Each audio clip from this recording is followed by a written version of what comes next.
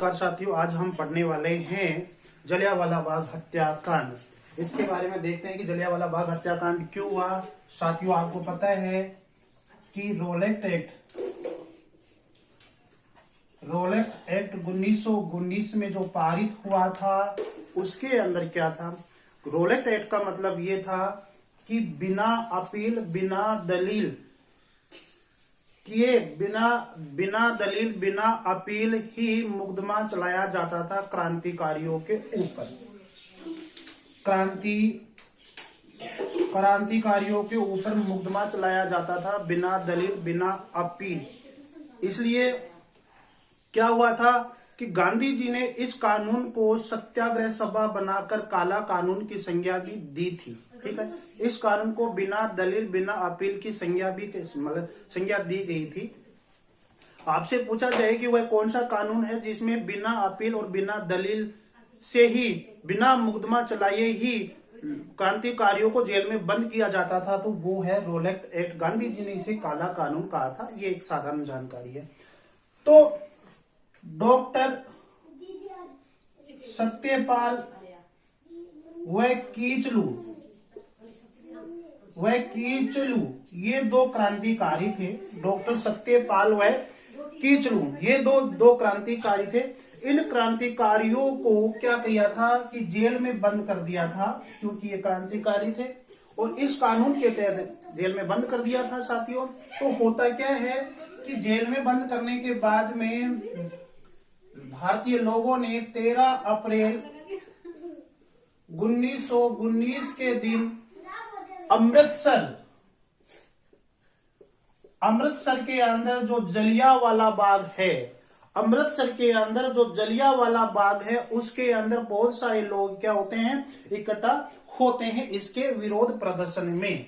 और जो वहां का जो जुलूस निकाला गया था, जो सभा हुई थी विरोध प्रदर्शन में, बिल्कुल शांतिपूर्वक हुई थी। जैसे कि अंग्रेज लोगों ने कहा था कि आप शांतिपूर्ण से आप अपनी बैठक कर सकते हो, विरोध प्रदर्शन कर सकते हो, बिल्कुल शांतिपूर्ण हो रही थी। लेकिन आगे क्या होता है, ये है पूरा का पूरा जलियांवाला बाग। साथियों, यहां पर केवल 2 दरवाजे थे। एक 4 फीट का दरवाजा था, एक 7 फीट का दरवाजा था। ठीक है, दरवाजों के अंदर से हजारों आदमी इसके अंदर आ तो गए। दरवाजों के अंदर से इसके अंदर हजारों आदमी जलियांवाला बाग के अंदर आ तो गए। सभा का आयोजन हो गया और विरोध प्रदर्शन कर रहे थे डॉक्टर कीचलू व सत्यपाल के लिए, क्योंकि उनको जेल में बंद कर दिया था।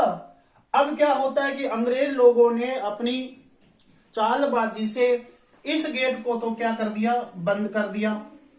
ठीक है, सारे लोग आ गए, बाद में बंद कर दिया। और इस गेट के पास टैंकर लगा दिया।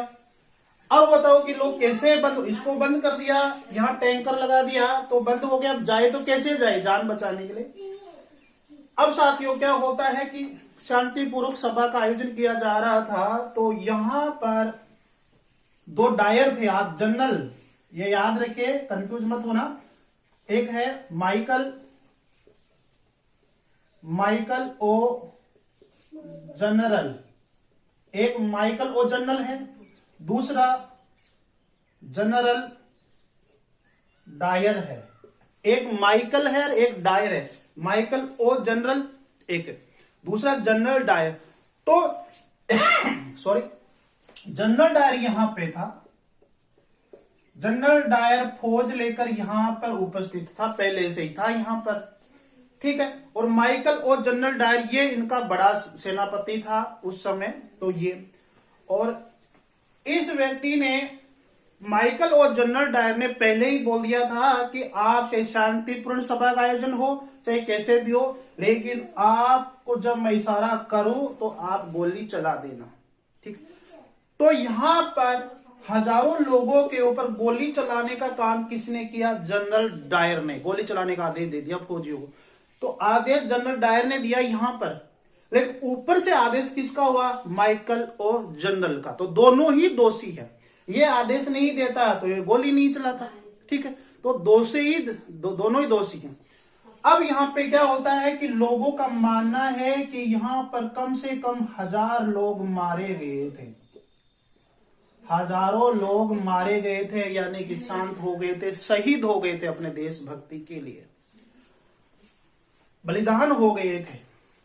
आगे बात करें कि लेकिन यहां पर इस जनरल डायर के बचाव के लिए सरकार ने, अंग्रेजी सरकार ने एक कमेटी बनाई, एक आयोग बनाया जिसका नाम है हंटर कमीशन, या समिति भी कह सकते हैं, समिति भी कह सकते हैं। तो हंटर कमीशन ने ये रिपोर्ट दी, हंटर कमीशन ने ये रिपोर्ट दी कि इसके यहां पर जनरल डायर का उसने बचाव किया और ये कहा कि जनरल डायर ने भीड़ को कंट्रोल करने के लिए, नियंत्रण करने के लिए गोलियां चलाने का आदेश दिया। उसमें इसकी कोई गलती नहीं है, फिर भी जनरल डायर को जो उचित लगा, उचित समझा, उसने वो किया। यानी कि सरकार के अकॉर्डिंग, हंटर कमेटी की रिपोर्ट के अकॉर्डिंग ये जायज था, उसको उस परिस्थितियों के अनुसार गोलियां चलाना उसका एक नेचुरल था, स्वाभाविक था, यानी कि उसका जनरल डायर का बचाव किया था।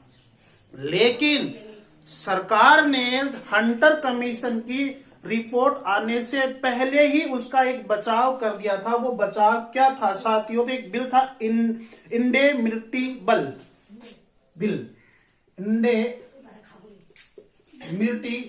बिल, ठीक है, इंडेमिनिटी बिल पास कर दिया था ताकि जनरल डायर का कुछ न हो और वह बच जाए।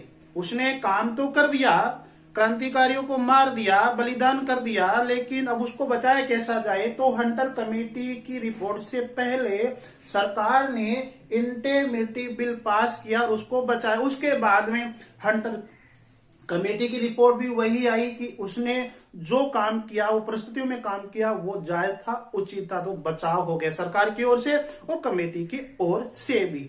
अब होता क्या है, अब लोगों ने मांग की कि भाई ये इसको हटाओ, यहां से भेजो, हम इसको मारेंगे। तो लोगों के दबाव के कारण सरकार ने उसको सजा के रूप में क्या दिया आपको पता है? सजा के रूप को उसको बर्खास्त कर दिया, नौकरी से हटा दिया उसको, और वो कहां चला जाता है? लंदन चला जाता है। अब वो भारत में नहीं रहता है, लंदन चला जाता है। उस समय जनरल डायर था पंजाब का गवर्नर जनरल हुआ करता था ये, ठीक है, गवर्नर हुआ करता था। जनरल डायर कहां का था? पंजाब का था। तो ये पंजाब से इसको कहां भेज दिया? लंदन भेज देते हैं। अब क्या होता है? माइकल ओ जनरल ये जो था, इसको तो उस समय किसी ने समझा ही नहीं कि शायद इसने गोली चलाई होगी। सब लोग इसके बारे में कह रहे थे कि इसने गोली चलाई। गोली तो इसने चलाई, लेकिन किसके कहने पर? माइकल ओ जनरल के कहने पर, ठीक। यहां पर भेज देते हैं और बाद में ये भी माइकल ओ जनरल भी कहां चला जाता है? लंदन में चला जाता है। तो दोनों जो दोषी व्यक्ति थे लंदन चले जाते हैं। आगे बात करते हैं कि यहां पर एक भारतीय लोगों ने भी एक कमेटी बनाई थी जिसको कांग्रेस समिति के नाम से जाना जाता है, कांग्रेस समिति के नाम से जाना जाता है। साथियों आगे बात करें हम कि हंटर कमेटी ने तो रिपोर्ट में बचाव किया था जनरल डायर का, लेकिन भारतीय लोगों ने भी एक समिति बनाई थी और उस समिति को कहा जाता है कांग्रेस जांच समिति या कांग्रेस समिति, ठीक है। आपसे पूछा जा सकता है कि जलियांवाला बाग हत्याकांड के कारण भारतीय लोगों ने कौन सी समिति बनाई? कांग्रेस जांच समिति, और उसका अध्यक्ष कौन था? मदन मोहन मालवीय। ये जरूर याद रखें, बहुत इंपॉर्टेंट क्वेश्चन है। अब इसके अन्य सदस्य देख लेते हैं। मोतीलाल नेहरू, महात्मा गांधी, CR दास, तैयब जी और जयकर, ठीक है। महात्मा गांधी जी ने क्या कहा जलियांवाला बाग हत्याकांड और इन रिपोर्टों के बारे में? क्या कहा कि ये जो हंटर कमेटी बनी है ये सब बकवास है, ये सरकार की चाल है, केवल ये लिपापोती है, लिपापोती है।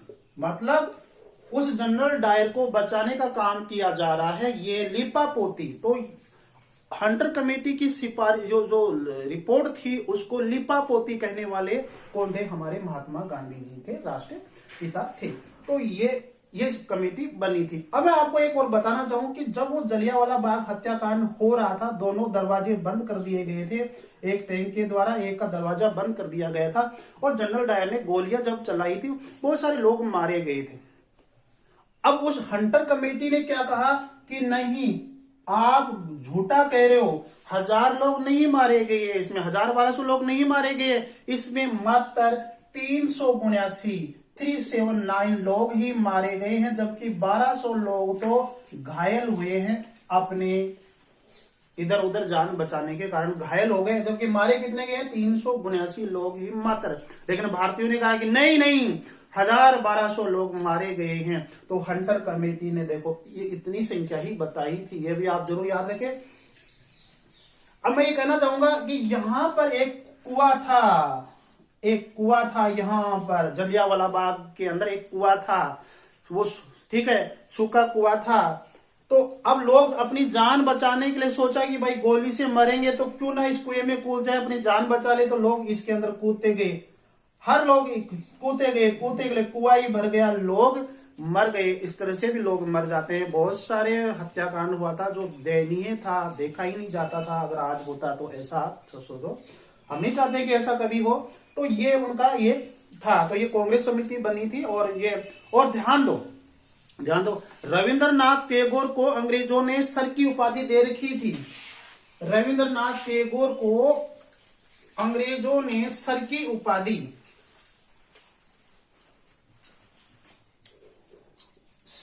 उपाधि, जिसको नाइटहुड की उपाधि भी कहते हैं या सिंगल रूप से नाइट भी कहते हैं। तो रविंद्रनाथ टैगोर ने अपनी जो नाइटहुड की जो उपाधि थी, इस जलियांवाला बाग हत्याकांड के कारण अंग्रेजों को वापस लौटा दी थी।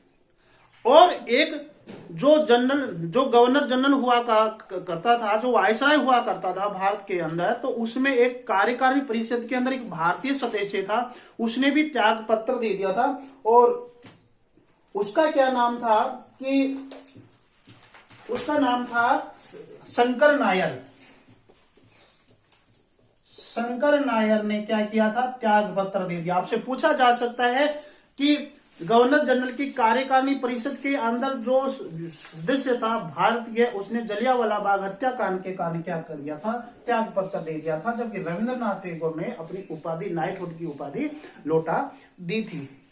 ये तो साथियों, और ध्यान दो, यहां पर एक डंडा फौज का निर्माण भी हुआ था। चमनदीप एक व्यक्ति था, चमनदीप एक व्यक्ति था, और इसके नेतृत्व में डंडा फौज का निर्माण हुआ। डंडा फौज का इसने नेतृत्व किया था। डंडा फौज का यह नहीं था कि कहीं पर गोलियां चलाएगी या आक्रमण करेंगे। डंडा फौज का इतना ही काम था कि अंग्रेज लोगों की बुराई करना। तो डंडा फौज ने रात को क्या की, फौज जाया करती थी सड़कों के ऊपर, गलियों के अंदर, घरों के अंदर, क्या है कि वो पोस्टर चिपका के आती थी और उनकी अंग्रेज लोगों की बुराई करती थी। तो वहां पर जो पोस्टर के अंदर जो लिखा हुआ था, वो ये लिखा हुआ था कि हे भारतवासियों, डंडा फौज में भर्ती हो जाओ, आओ अंग्रेज बंदरों के खिलाफ हम आवाज उठाते हैं और इनको यहां से भगाते हैं। और ये महात्मा गांधी जी की आज्ञा है। इस तरह की बात उनमें लिखी हुई थी। तो ये है डंडा फौज। ठीक है साथियों, ये तो यहां अपन बात करें कि ये तो हो गया जलियांवाला बाग हत्याकांड। ठीक है, अब आते हैं हम किसके ऊपर? उधम सिंह के ऊपर। अब हम उधम सिंह के ऊपर आते हैं। साथियों, उधम सिंह कौन था? देखिए, उधम सिंह 26 दिसंबर 1899 को उनका जन्म होता है और पंजाब के संगरूर जिले के सुनाम गांव में जन्म होता है। और 31 जुलाई 1940 के अंदर उनको फांसी दी जाती है, मृत्यु हो जाती है। मैं आपको जलियांवाला बाग हत्याकांड पढ़ाता उधम सिंह क्यों पढ़ा रहा हूं? क्योंकि उधम सिंह ही वही व्यक्ति है जिसने जनरल डायर यानी माइकल और जनरल डायर की हत्या की थी। वो कैसे? साथियों, अब क्या है कि जब जलियांवाला बाग हो रहा था, उस समय वो पढ़ाई कर रहे थे। तो उस समय जो जलियांवाला बाग हत्याकांड हुआ था, तो उन्होंने देखा कि भाई ये सभा क्यों आयोजित हो रही, तो अंदर चले जाते हैं, वो भी इसके अंदर जलियांवाला बाग हत्याकांड।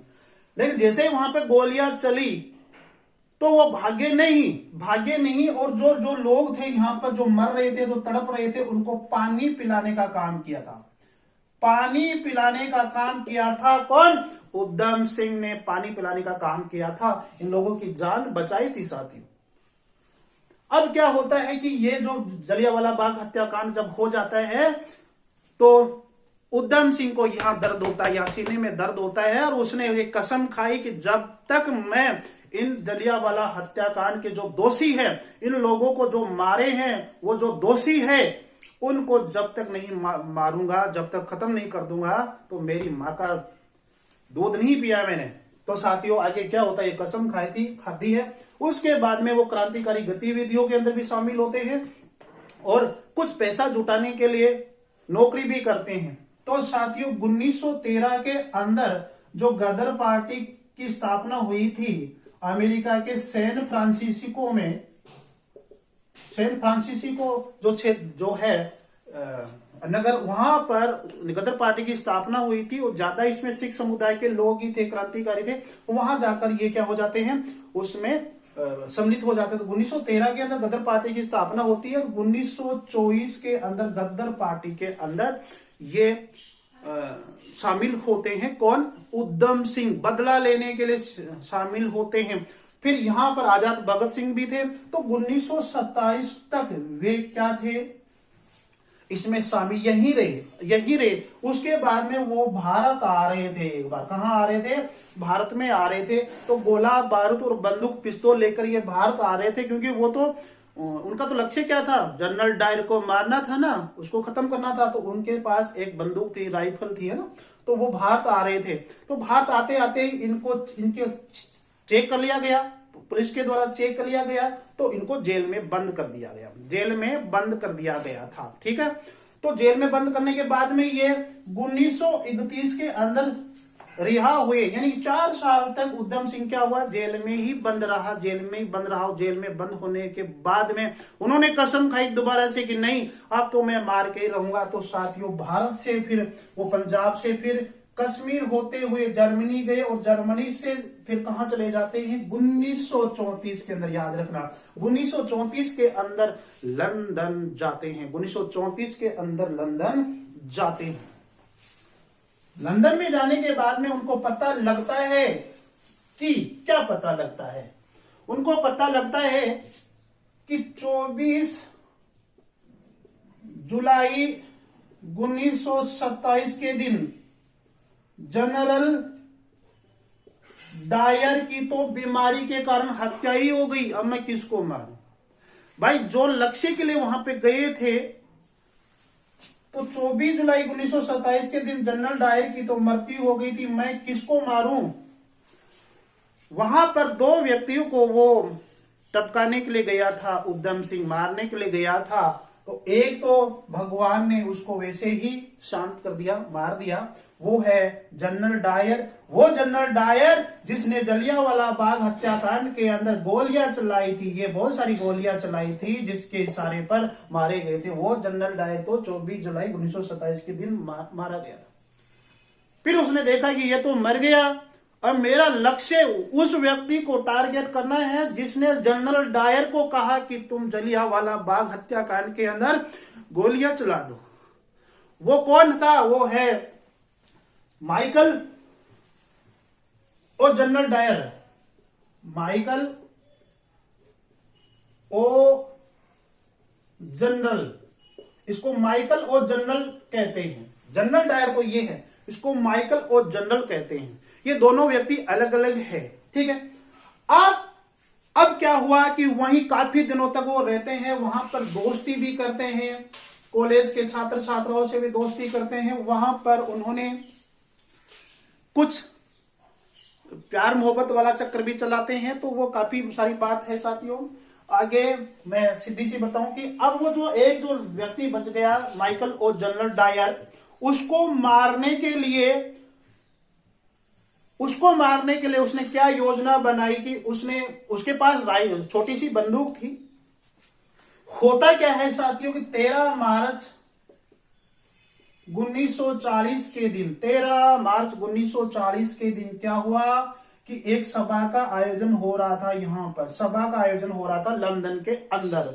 ठीक है। और सभा के अंदर, और सभा का नाम क्या था? सभा का नाम था रॉयल सेंट्रल एशियन सोसाइटी की सभा हो रही थी। Royal Asian society, royal Asian society, royal central Asian society की एक सभा का आयोजन किया जा रहा था, बैठक का आयोजन किया जा रहा था। और उधम सिंह को पता लगा कि यहां पर माइकल और जनरल डायर भी आएगा। डायर अलग है, माइकल और जनरल अलग है, ये याद रखना। तो माइकल और जनरल आएगा यहां पर। तो साथियों वो पहले ही यहां पर कुर्सियां लगी हुई थी, यहां पर बहुत सारी कुर्सियां लगी हुई थी। यहां पर बीच में चुपके से जाकर उधम सिंह बैठ जाता है। उधम सिंह ने पूरी प्लान बना रखी थी। कैसे कि उसके पास छोटी सी राइफल थी और किताब के अंदर ही उसको छुपा कर ले गए थे। अब किताब को कैसे रखा उन्होंने? किताब को ऐसे नहीं रखा कि किताब के अंदर जैसे ये मैं इसके अंदर ऐसे रखूंगा तो किताब दिखेगी, भाई अंदर क्या है। लेकिन उसने बड़ा प्लान किया साथियों। किताब को यहां से काटा, जैसी राइफल थी उसको काटा, और जितना काटा उसके बाद में ऐसे कर लिया तो वो बंदूक दिखी नहीं। और फिल्मों के अंदर ऐसा ही तो होता है। तो किताब के अंदर लोगों ने सोचा कि ये तो किताब है, तो यहां पर बैठ जाते हैं। जैसे ही माइकल और जनरल आता है, माइकल और जनरल आता है, यहां पर पूरी बैठक हो जाती है, पूरा स्पीच हो जाता है। तो उसके बाद में लास्ट टाइम के अंदर जनरल डायर ने 2 गोलियां चलाई, उधम सिंह ने 2 गोलियां चलाई और जनरल को और जनरल डायर को क्या कर दिया, यहां पर खत्म कर दिया था, मर गया था तुरंत वहीं। वो घटना है 13 मार्च 1940 के दिन। और उधम सिंह वहीं खड़ा रहा। फैसला कहां जाता है? अदालत में जाता है। अदालत ने, जज साहब ने कहा, न्यायाधीश ने कहा उधम सिंह को बुलाकर, आपने जनरल डायर को और जनरल डायर को मार दिया, माइकल और जनरल डायर को मार दिया था। वो लोग क्यों मारा? कि ये मेरे हजारों लोगों को मार के आया है, मैं तो एक व्यक्ति को मारा है, हजारों लोगों को मारा है। ये मैंने दयनीय घटना, ये हत्याकांड मेरे आंखों से देखा था, मेरे आंसू नहीं रुक पाए थे। ये शब्द न्यायाधीश के सामने कहा। तो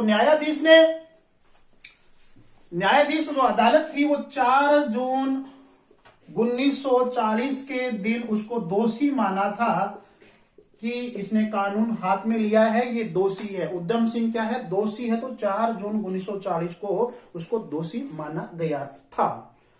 ठीक है। अब क्या होता है कि न्यायाधीश ने पूछा है कि आप भाग सकते थे, वहां पर गोली चलाकर आप भाग सकते थे, आप भागे क्यों नहीं?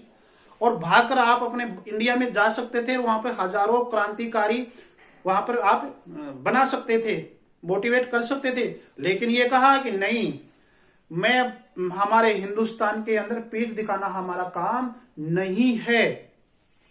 और ये भी कहा है कि आपने जनरल डायर के ऊपर और जनरल डायर के ऊपर गोलियां चलाई, और भी बहुत सारे लोग थे, उन्होंने कहा कि मैं माताओं बहनों के ऊपर, जो निर्दोष लोग हैं उनके ऊपर गोली नहीं चलाते हैं, ये हमारे हिंदुस्तान की परंपरा है। आगे बात करें कि और क्या पूछा, आप भाग सकते थे लेकिन आप भागे क्यों नहीं? तो उन्होंने कहा कि अगर मैं भागकर भी वहां पे क्रांतिकारी बना सकता था, लेकिन मेरे जब यहाँ पे फांसी होगी तो हिंदुस्तान के अंदर हजारों नहीं लाखों क्रांतिकारी हो जाएंगे। तो साथियों क्या होता है कि 31 जुलाई 1940 के दिन, 31 जुलाई 1940 के दिन, 31 जुलाई 1940 के दिन पेंटोन विले जेल में, पेंटोन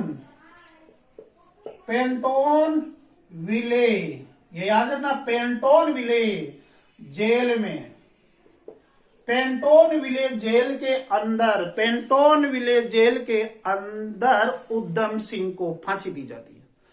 उधम सिंह ने जलाद को कहा कि जलाद, तू मेरे ऊपर ये नकाब मत लगा, तेरे को लगाने की आवश्यकता नहीं, ये नकाब मैं लगा लूंगा ये नकाब, तेरे को मारने की जरूरत नहीं है, मैं खुद फांसी खा लूंगा। तो नकाब लेकर कहते हैं कि उन्होंने खुद ही फांसी लगा ली थी।